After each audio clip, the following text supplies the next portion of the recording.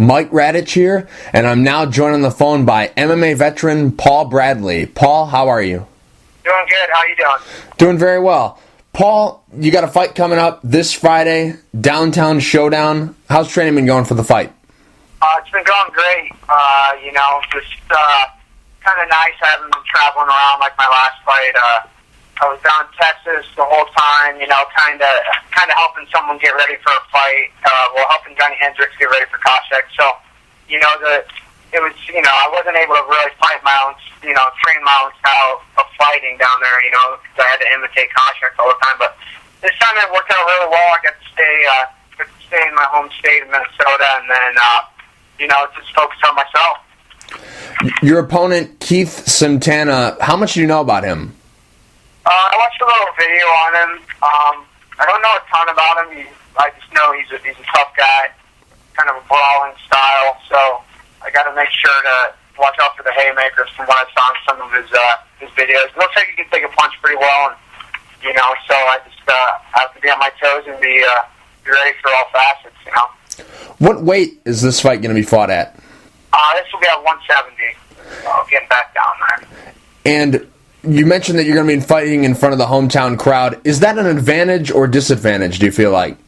I feel like that's a huge advantage for me. All my friends and family will be there to support me and all that good stuff. So, as far as for me, I don't get nervous when I fight in front of the home crowd, all that stuff. I actually think it's an advantage. But then again, I've fought people in their backyard and been fine too. So, it's just how you take it. So I think it's good for me, but, for some other fighters, I know they put a lot of pressure on themselves to perform, so.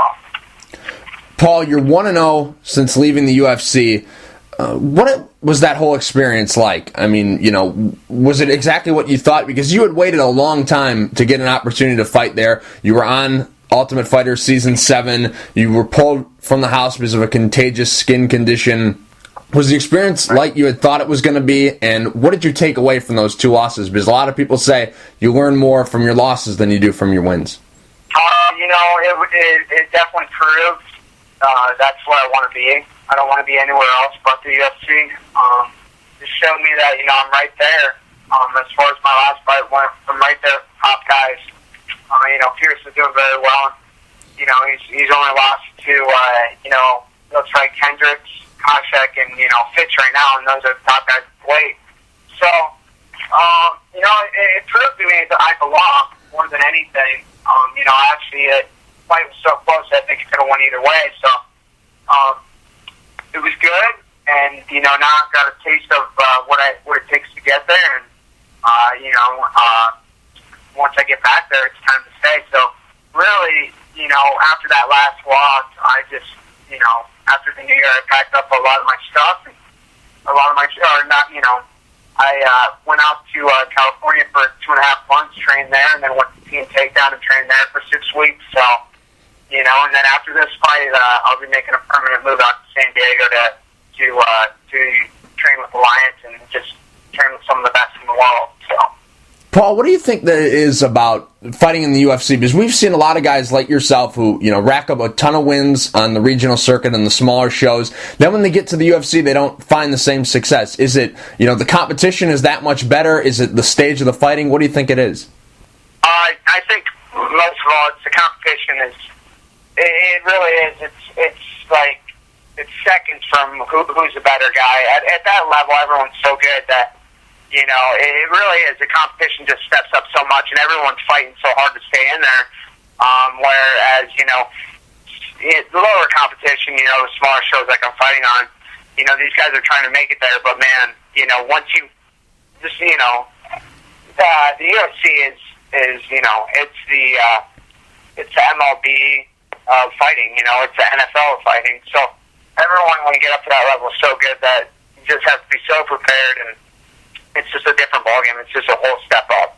So, is it maybe a thing that you look back on now and saying, maybe if I had waited a little bit longer and not taken a fight on short notice, that maybe things would have gone differently for me? Or is it something that you just had to take? Like, here's the UFC. I've been working so hard to try to get there, and now this short notice opportunity came up for me. I just got to take it.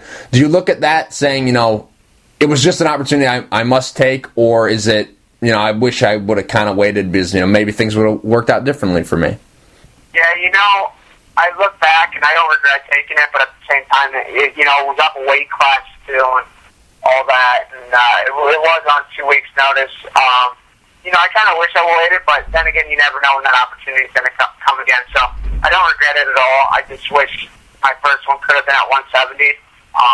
But that's how the chips fall sometimes. So like I said, if anything, it just proved to me I'm right where I need to be as far as with the top guys and all that stuff. But it's pushed me to even work harder and take my training out on the road and train with some of the best guys in the world. So, had I not had those 2 losses, maybe I'd still be here in Minnesota doing my thing and, not getting to where, training with the best guys. So.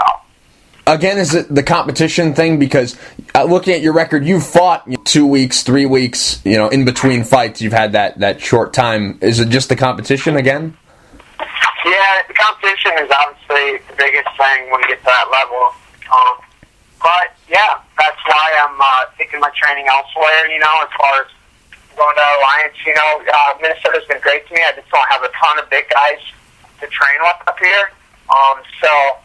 Alliance has everything to offer that I need as far as Phil Davis, Alexander Gustafsson, a lot of good heavyweights, a lot of good 85s and 70 guys too. So, I think, the saying goes, iron sharpens iron. So I'm going to go out there and train with those guys. And, even if I need something somewhere else, the next gym is only, 50 miles up the road. So Southern California really has everything that, I need for, to get better and get back to the UFC. So. Your goal is obviously to get back in the UFC, but if, another show says, hey, come and do, maybe a short-term thing like a Legacy, like a one-fight deal there, or a Titan, a one-fight deal there, would you be open to something like that?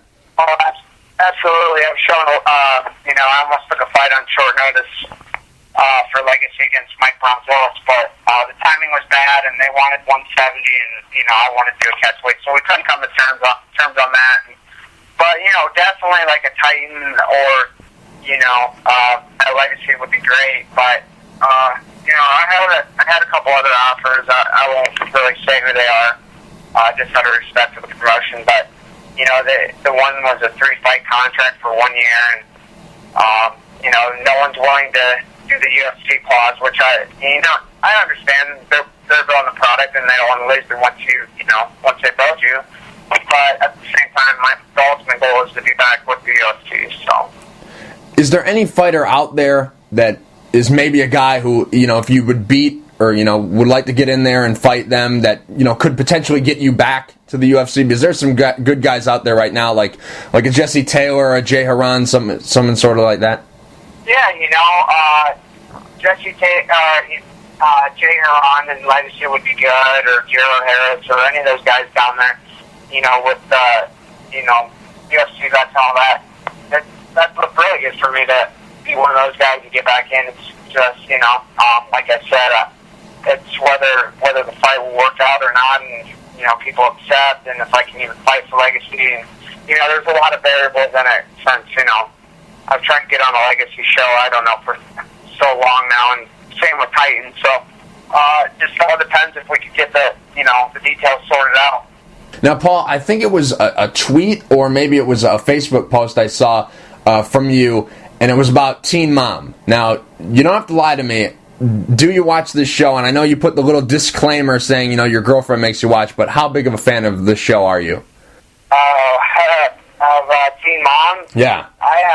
Honestly, I hate the show, but I do get suckered into watching it just because, that's my girlfriend's show. So, yeah, really all the show really does is just make me hate those girls even more. So, I guess if you want to say I like it because it makes me hate them, I guess I like it. But other than that, man, it's just full of nonsense. And I mean, how have we come to this nation that we actually glorify, teen pregnancy, and you can actually get on TV and get money out of it. It's just, right. It's mind-boggling, you know what I mean? It's just like, So it's just crazy, and you hear about all these girls like trying to get pregnant now just to get on that show. Exactly. That never even, nothing like that crossed my mind. Like I mean, if I was that age, I feel like your whole life's ruined. But Jesus, like I said, what does our nation come to where we can glorify that and put it on a television show and have high ratings, to boo? Yeah. Well, on a positive note, that guy, the Tyler guy, he's the one that, gave the baby up for adoption. Tell me that guy doesn't look like Joe Lozon, the UFC lightweight. I was just thinking that the other night. Yeah. I was trying to put two and two together who I thought that kid looked like. I was like, dang, he looks so familiar. And, yeah, you just hit it right on the head. Yeah, Joe Lozon, yeah, exactly. Yeah. Paul, real quick before I let you go, do you have any sponsors you would like to thank, and is there anything you'd like to say to the fans? Absolutely. I'd like to thank Future Legend, who's been with me, for these past two fights, and even with me before the UFC fights. It was just, couldn't sponsor me because, it didn't work out as far as, the sponsorship tax and all that. And then Infinity Insurance out of Minneapolis here, SAG with Jeremy and all those guys for sponsoring me this fight. Game Bread, Fightwear out of Mankato, Minnesota. North Iowa Wrestling Club, who I was lucky enough to just do a client for, and treated me awesome and paid me really well. And then finally, I believe I can't really say the name right, but I believe it's called Svensson Design out of Minneapolis, Minnesota. It's a creative design agency who I know I actually used to personal train the head owner, so he's hooking me up, and I really appreciate these guys because, like I said, moving isn't easy. So definitely it's going to help me out. And I just as for the fans, I'd like to say thank you for people who have been supporting me. Even though I'm not in the UFC, and they keep following me and putting out the Twitter stuff about trying to get me back in. So I'd just like to thank all those people. Paul, thank you for taking the time to talk. I really appreciate it. Good luck this Friday at Downtown Showdown.